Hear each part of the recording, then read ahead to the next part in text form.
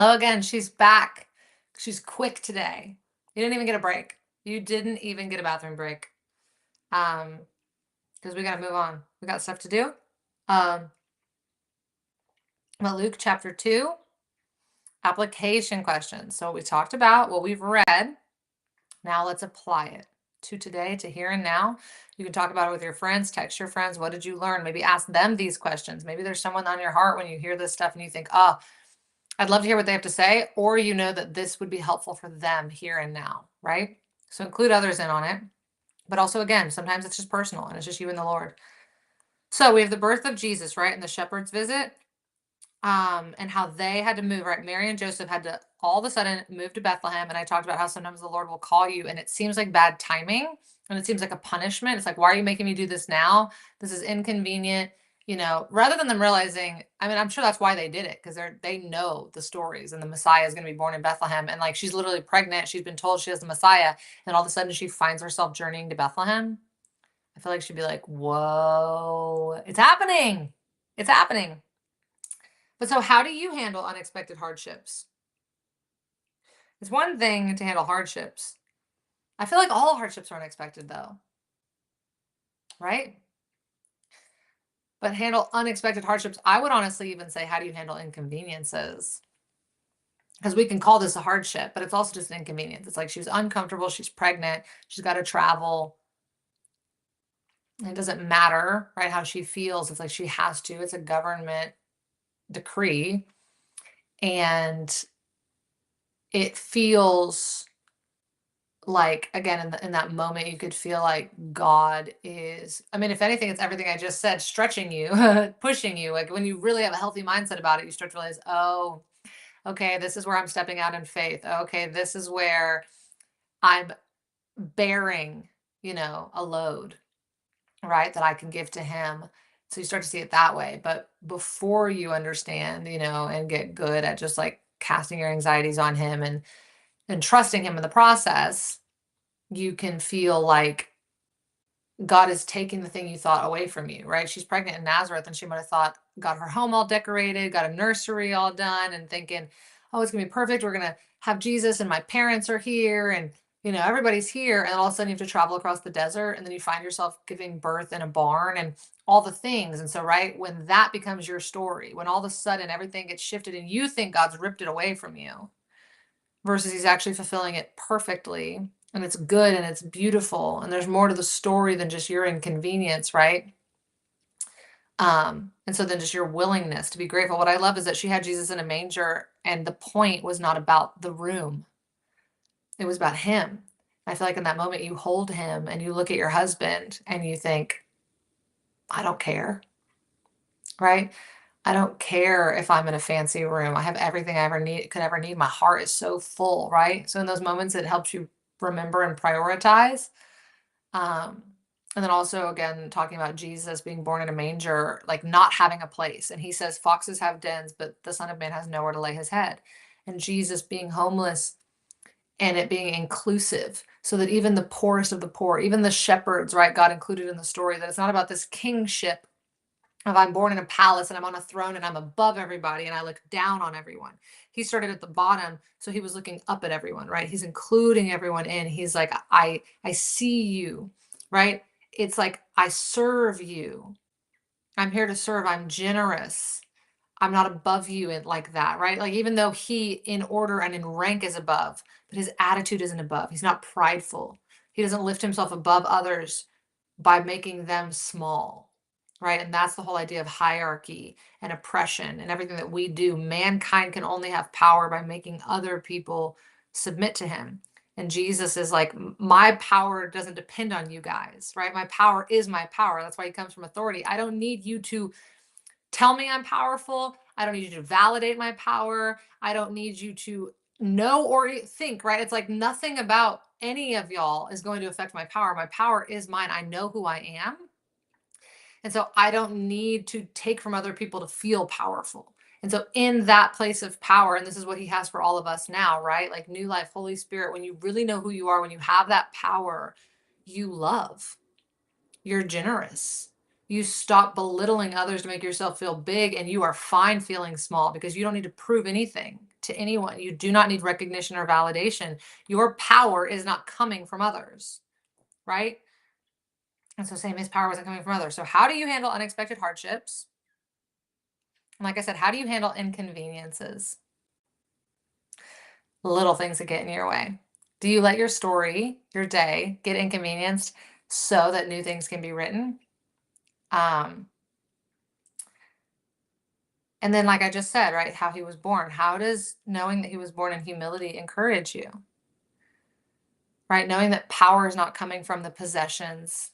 The power is not about the title and the status and the climbing above other people, but that the power that you have, right? Your self-worth, your value, your identity, all of that um, is yours. And no one can take it away from you. And no one, meaning human, and no human is giving it to you, right? And so there's just the security. This is why in the Lord we have security. Think about every insecurity that you have and how we run around. This world is rampant with all of us trying to hide our insecurities and operating from a place of insecurity, right? Give me attention, see me, notice me, accept me, please don't reject me, right? All this stuff. It's like I'm so insecure. And that in him, right? It's like there is security. Okay, so then, like I said, how he included the shepherds in the story, not kings, not religious leaders, right? So how does this reveal God's heart for ordinary people? I don't even like the word ordinary, but I've talked about how the Lord makes everything a level playing field, right? He has no favoritism, and how in the world we like to be better than and compare and compete. But so how he was willing to use these people in his story, right? It's revealing God's heart. And so think about yourself and how when you try to count yourself out and think, why would I be used in a big story, right? I think of rags to riches, like all these stories where it's like just unexpected, right? And blessing and people being chosen. And like I've said, you're chosen when you're available. If someone is choosing for like a kickball team, or like a teacher is choosing someone to answer a question and you raise your hand, right? It's like you get called on, you get chosen because you raised your hand. So it's like the participation. And so how you can say, here I am, Lord, send me. I want to be a part of it, right? I know I'm just an ordinary person, but use me. Use me in your story. I know I'm just a shepherd in a field, but like I can go spread the news.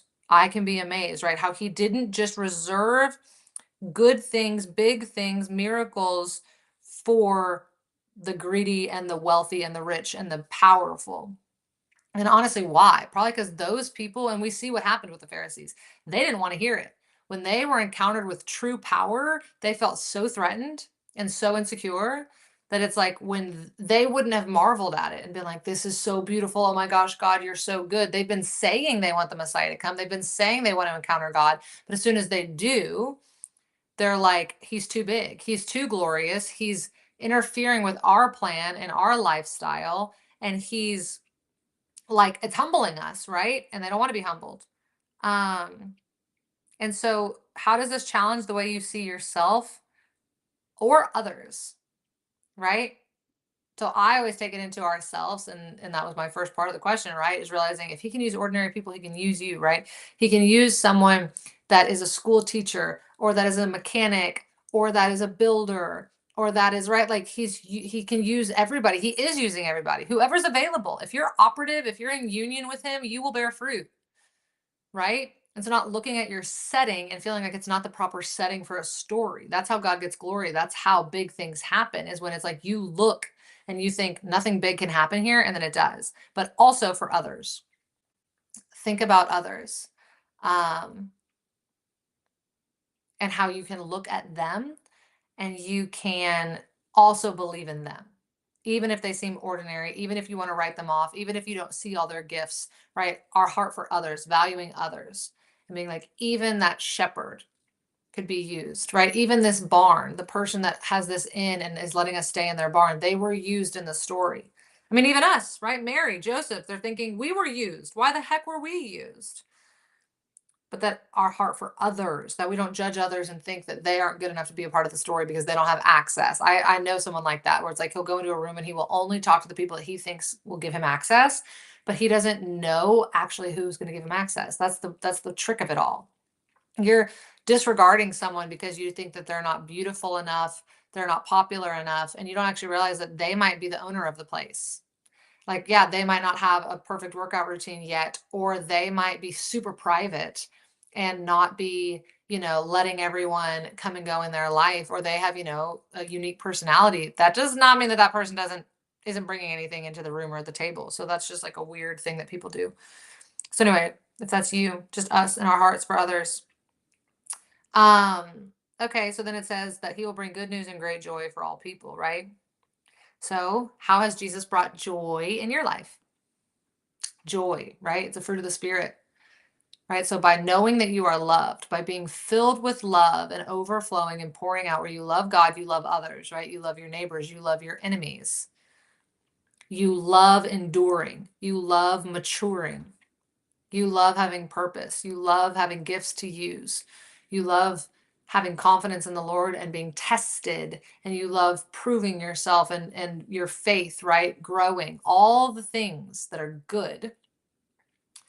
And so how it brings joy in your life. Think about that, right? And I've been saying the word joy, right, is used interestingly. It's used where it says have joy in suffering, right? Find joy in suffering because it like produces character, that produces perseverance, that produces hope. So joy produces hope, but again, you don't get to skip the steps and be like, oh, I just want to have hope. Well, you have hope when you have character, or like when you persevere. And then when you persevere and your character is developed, then you have hope. Right? So there's like this cool little journey to get to hope. And it's not just wishful thinking. Right? There's actually a verse like that was like, our hope is not just wishful thinking. Right? So understanding what hope even is. But then it says, for the joy on the other side, he endured the cross. And I keep talking about how you've got to go through the problem, go through the circumstance to get to the other side. And the joy is that there is another side that you can get out. You will get out, but you've got to go through it to get out. But on the other side is joy. And so think about the circumstances you've gone through. So just how Jesus has brought joy to your life, because in that there's fullness, right? And going through the thing, you experience everything fully. You feel fully. You are filled with life. And he can bear fruit through you, right? And you have joy. And then how can you share this joy with others? So think about joy and it not just being joy for yourself, but how you also share this joy with others, right? It's like you can't even contain it. You want to, that's why I'm here, right? It's like I want to help others go through the day with hope and with joy, no matter what it is that you're going through, that you embrace the endurance. I'm also, preaching to myself. Okay, right? And then how they glorified and praised God. I talked about how our lives bear witness, and others praise the Lord and glorify him. And so how do you respond when you encounter God's presence? First, do you seek God's presence? He's always with you, right? Do you ignore his face or do you acknowledge it? Like I said at the beginning, do you invite him in? To the beginning of the Bible study, do you invite him in? Do you call him close? Do you interact and engage with him and approach him and initiate conversations with him, right? But when you are in his presence, right? How do you respond? Do you praise him? Do you sing and worship and serve him? Do you offer yourself? Are you available? Do you get out of your own way or get out of the way? Right? And share your experiences so that others can glorify him, right? Share your testimony. Okay, so then Simeon, right? He was waiting for years, basically waiting, showing up at the same place, the temple, for something to be fulfilled before he died. Right? And then it happened. But are there prayers or promises you've been waiting on? Right? I feel like there's always something we're praying for that we're waiting on because we're always in hope, right? Like when we're living in a prayer, right now we're living in answered prayers that we've prayed before in the past, but then you're always praying for something going forward, right? You're always praying for something new. And so just prayers and promises that you're waiting on. And how can Simeon's faith, right? His waiting, because it did get fulfilled. How can this encourage you to trust God's timing? And just awareness of God's timing and the purpose of your life. You want everything you pray for to happen the moment you pray for it. But what if the thing you're praying for is so big and it only happens once in your lifetime?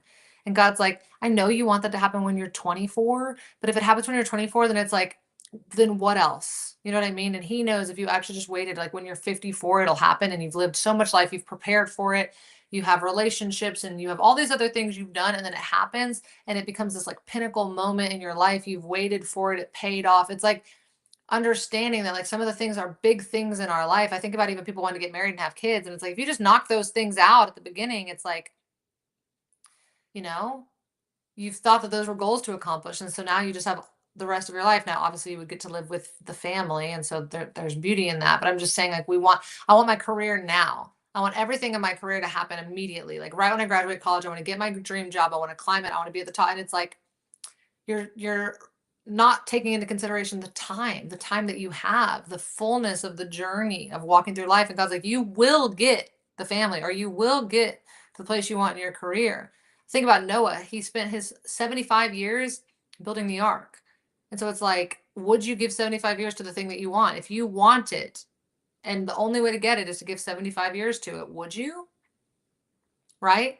Like, do you really want it that bad? And just to have it at all. It's like giving the 75 years is so you can have it at all. Because if you don't give the 75 years, you're not going to have it. So it's like you give all of that to have it. And is it worth it? And we are so impulse driven, and we want such instant gratification that we don't think anything is worth waiting for. But so ask yourself what the things you're praying for and the promises, are they worth waiting for? Do you really want them? Because if they're worth waiting for, then you'll wait. Right? And so I talked about too, when he says the light of revelation to the Gentiles, and just how the light and the truth, and it brings things to the surface and we can address it. And then what gets tested, right? What gets proven. And so Jesus being a light in your life, right? First of all, have you let him flood you with light and purify and purge, right? Has he gone into every dark area, every secret closet, hidden place, and lit it up to where you're honest and you're confessing and you're vulnerable and you're exposed and you're confronting it all, right? You've sat in the silence, you've gone through all the thoughts and all the emotions, and you do this constantly, right? And let it rise to the surface, let it get to the surface and address it. So you letting Jesus do that in your life, first of all, have you? If not, maybe start there, or do start there. Let him fill you up with light, because then you will be a light being. You will be walking around and you will be lit, literally lit, right? It's like you're glowing. And then you become a light being in every room you walk in. And so any room you walk in where someone's in darkness, you are that light at the end of the tunnel. And then you let them know that the light is actually Jesus. But you are a reflection. It's like you are the light of the world now. And so you're reflecting him to those around you. But like that first, you've got to be filled with an all-consuming fire. You've got to let him light you up and burn everything, and like be so filled, like you become fire. That's why it's like when you think of I'm on fire, it's like I'm on fire, like for this. I'm excited for this. Like I'm ready. I'm lit. And then I also think about how with our heart, when we love something and it's like my heart burns for you, right? My heart is on fire. I'm burning. It's those kinds of things. Think of that with fire. But so let him consume you. He's an all-consuming fire. Let him light up and burn everything else out that needs to go. Anything that can be burned, right? Anything that can be burned, let it be burned. And then all the stuff that remains, the gold, the goodness, stays. And you will be a fire that walks into rooms and you light other people on fire. Oh my gosh, that sounds so bad. But I mean, like, you know what I mean? Like you share, they get lit too. They're like, oh my gosh, what's up? There's hope. I'm excited, I'm eager, I'm hungry, I'm ready to run, right? When you see the people that are like, I want to run. Like I'm ready. And so you reignite, maybe that's the way to say it. You ignite people. Okay, this is interesting. It says that he would be the fall and rise of many, right? He would cause the fall and rise of many, and Mary would experience deep sorrow. Does it say that? 34 and 35. And be a sign, the hearts will be revealed, and a sword will pierce your own soul. It's interesting that this interpreted that as you would have sorrow, or she would have sorrow, because that's not what I heard in it at all. But it causes the question that it has here of how do you respond when God's plan includes both joy and hardship? And I don't even think we need to address that question, because I think that goes back to joy, where I literally said like joy is on the other side of the hardship. He says it so many times. For the joy on the other side, he endured the cross, and then for have joy in your sufferings, right? Meaning like joy and hardship are tied together. Joy is on the other side of endurance, and endurance means what? To endure, to suffer, to carry, to bear. That's what fulfillment is. So It's on the other side of hardship. Okay, so the girl that worshiped day and night, right? Anna, and sharing the good news. So how just does this stir you to think about your devotion? Right? Think about how Joshua says, meditate on this word day and night. And so it's like we put the Lord first, right? We want to put the Lord first in our heart. We put him first in our day, but think about putting him first in every single decision you're making and thoughts you're having and conversations you're having, right? Like, and what you're consuming, what you listen to, what you watch, like what you talk about, the dreams and the ambitions that you have, right? Like your devotion to the Lord, turning to the word, turning to praise and worship, and that it's this day and night thing, right? So just think about your devotion. Look up the word devotion. What does devotion mean? And what are you devoted to? Because this is where he says there will be no other gods before me. This is where there's idolatry. Because if you're not worshiping God, you're worshiping something. What are you giving all your attention to? What are you devoted to? Because there's something, right? There's something that you are devoted to. Well, you will put it before the Lord. If it's like, oh, I know I'm supposed to read my Bible, but I got to go to the gym. Why? What are you talking about? Like, one's not, like, that's not priority. If you have to cut one out, you cut the gym. And if you can't cut the gym, then the gym's the one you find time for. All right. Like, you put the Lord first, and then you find time for the gym in the day. If that means you need to wake up earlier, if that means you need to go after work or on your lunch break, whatever, but it's like that's the one you find time for because that's where you'll fight for it, right? It's like because you clearly are putting the gym first and then you're not fighting for any time in your day to put the Lord first.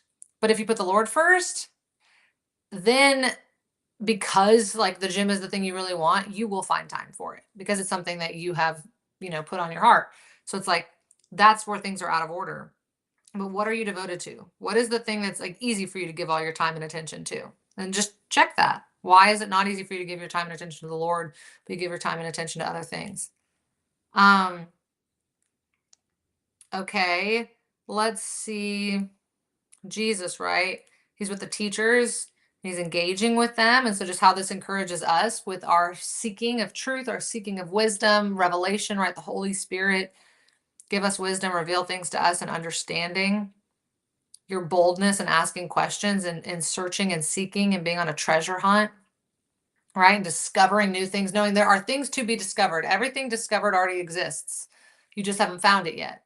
So it's like there are things to be discovered. Are you on a treasure hunt? Are you looking to discover things? God says, Jeremiah 33:3, like call on me and I will tell you of great and mighty things that you don't know. There are mysteries of God. They are there to be found, but are you searching? And so when you actually bring your questions to God, don't let anyone tell you that God can't handle your questions. He wants you to inquire. He wants you to ask him. He'd rather you ask him than ask your friends or ask your parents or ask anybody else. It's like, ask him. He can answer. He will answer. He can answer for himself. He likes to talk. Hello. He's been talking to humanity throughout every generation for our whole life. He likes to talk. He'll talk to you. So how can you seek wisdom and understanding? I would say today and every day. This week, maybe focus on it. How, when you're reading or praying or spending time with the Lord, can you also tie into it seeking him, searching for truth? Right? It's talked about Jesus saying, I was in my Father's house, and this is similar to what I was just saying. What does it reveal about his priorities, his identity, and his priorities? And again, just checking your priorities. I think it's kind of cool that they tied identity to priorities. You prioritize, because priority is preference, it's agape love, right? What you prefer, what you prioritize is what you love. And so he's saying that he prioritizes these things. Why? Because he knows who he is. And so when you know who you are, you will prioritize things differently. If you know that God is your husband, like you are in union connection with him, you can do nothing without him. You won't try to do anything without him, and you will have him be a part of every aspect of your day, right? And so it's like, I know that. And so I prioritize him versus, like I said, the gym example is like, I think of myself as a fitness freak. So I prioritize the gym, right? I think of myself as someone that wants to be like a healthy influencer, or I'm a personal trainer, or I'm a nutritionist, and you're identifying as those things. So you prioritize them. And so it's like, okay, well, do you prioritize yourself as being the light of the world and a love being and loving your enemies and loving your neighbors and loving God? Like, do you understand that you are actually created by love for relationship? And if you understand that, then you'll prioritize relationship with God, relationship with yourself, relationship with others, right? Those are the two commandments, greatest commandments: love God and love others as you love yourself. Relationship. That's what we're made for. That's what we prioritize. Not the me. Not the I want to look hot. Not the these are my favorite things to do. Not like life being about me just making a list of all the things that like I enjoy. That it's relationship. Because what starts to happen is you realize, like, again, that's what you're made for. That's what you're actually made for. Um, okay, let's see. Where does it say fully God and fully human? It says verse 51. Then he went down to Nazareth, was obedient to them. His mother treasured. Wait, 51? This is interesting that it says he was fully God and fully human. Oh, and yet he obeyed his earthly parents. Right? And I talked about this, him being obedient, him honoring. This is how does this example of humility and obedience challenge our own attitude toward authority? So I guess that it's like, even though he is the authority of creation, he still listens to his parents. And I think about the verse, it is mentioned so many times in the New Testament, the uh, commandment of honor your mother and father. And that's a tough one for me.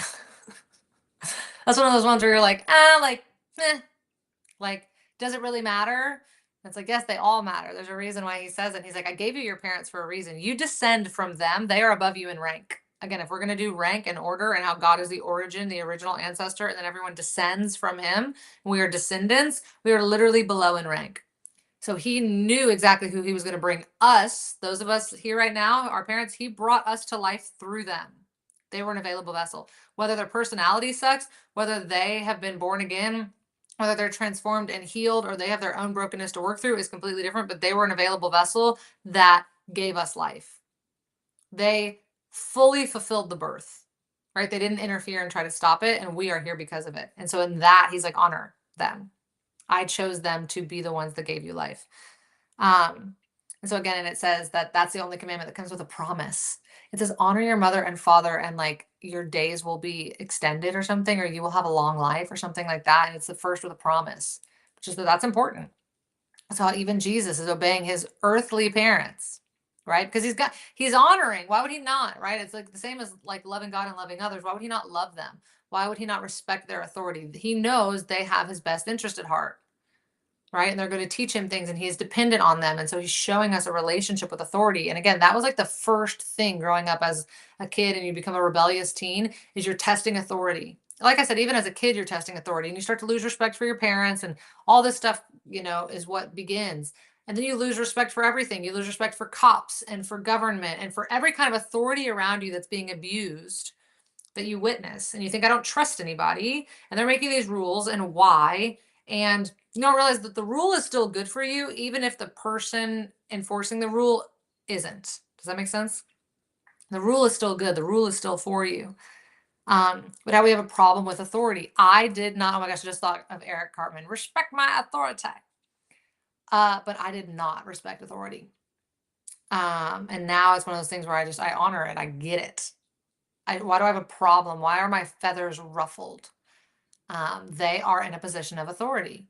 And I know my true authority. I know my God is my God. He is the author of all things. He is the authority of my life, and no one can control that or step in. So even if they're abusing their authority, things will work out. And then I also know that I have authority in Christ, right? He has given us the keys of the kingdom. We have authority, and it's like to trample on serpents and all of that. So it's like, if anyone is speaking death or cursing in my life, or, lying and all those things that will ultimately prove false, I'm not like bothered by them, because I know they don't have power. And so even knowing my authority, right? Which again makes me not have to prove it to people. I can respect other people's authority. Okay. And so this was talking about how Jesus grew in wisdom, right? I was talking about growth and maturity and expanding and stretching. And so what areas of your life do you want to grow? Spiritually, relationally, or in wisdom? It's kind of a tough question to put into words. What areas of your life do you want to grow? But I would think about this. What areas of your life don't look the way you want them to look? There's a goal in front of you. There's an outcome you want, a result you want, and you're not there yet. And for you to wake up to the fact that you need to grow toward it. It's not going to come to you. You grow toward it. You become toward it.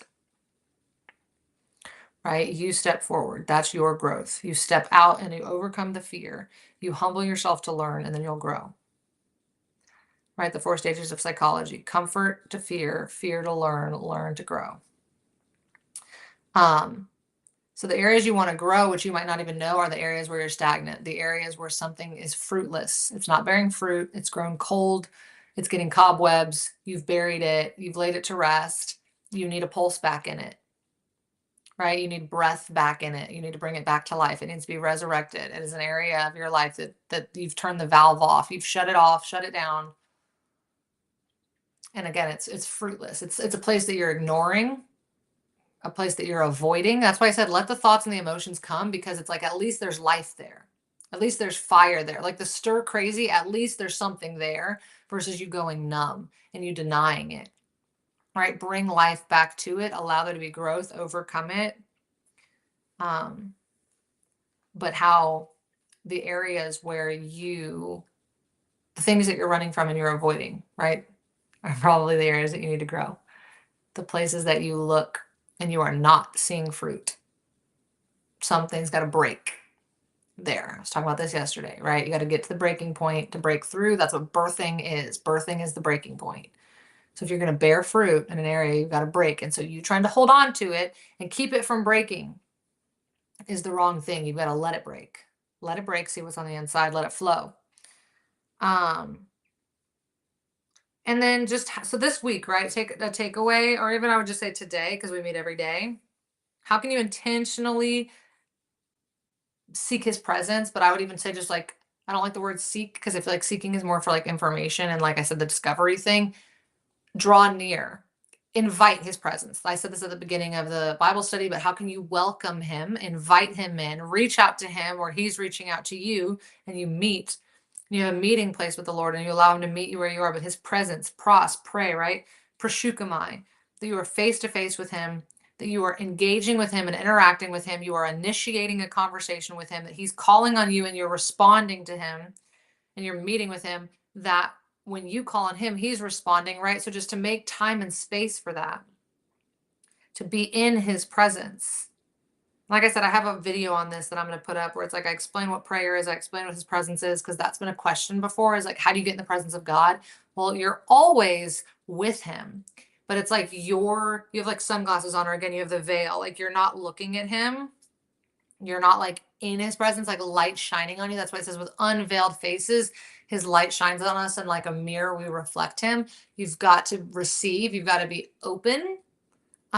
Like you're drinking from water. Like it's one thing to have a cup of water in front of you, but are you drinking from it? So it's like to ingest him, that sounds weird, but it's like to just be filled with him. And again, that's part of what prayer is. It's like you're moving toward him, you're drawing toward him. That's what the definition of these words means. So, anyway, those are the questions for today. So there was a lot. There's always a lot. There's a lot every single day, but that's because we need him to get through. And that's what I'm teaching here, is like, hopefully you can watch these videos as much as you need. And this will help you in your everyday life, so that you just get to where you realize, oh my gosh, I'm in a relationship with the Lord. It's all day, every day. It's not certain times of the day. It's like being married. It's like I'm married to him all the time. Whether I talk to him or not, it doesn't matter. I'm in a relationship with him. He's always there. And I don't have to be striving to change my behaviors and meet him. I just need to yield and surrender and invite him in, and that we're in a partnership doing this together. And so if we can just change a lot of that, break off the religion, break off the striving and the comparing, continue to confess, continue to turn your eyes back to him, just fixate on him, seek first the kingdom, look at him, don't look at everything else, and all of it will get aligned. And other than that, I hope that you guys have a blessed day. God bless you. May he guard your heart and guard your mind in Christ Jesus. May you take every thought captive. May you have peace in your mind. May you know that you are loved and you are accepted. And may you be patient to endure and hold on to hope. Okay. I love you guys. Bye.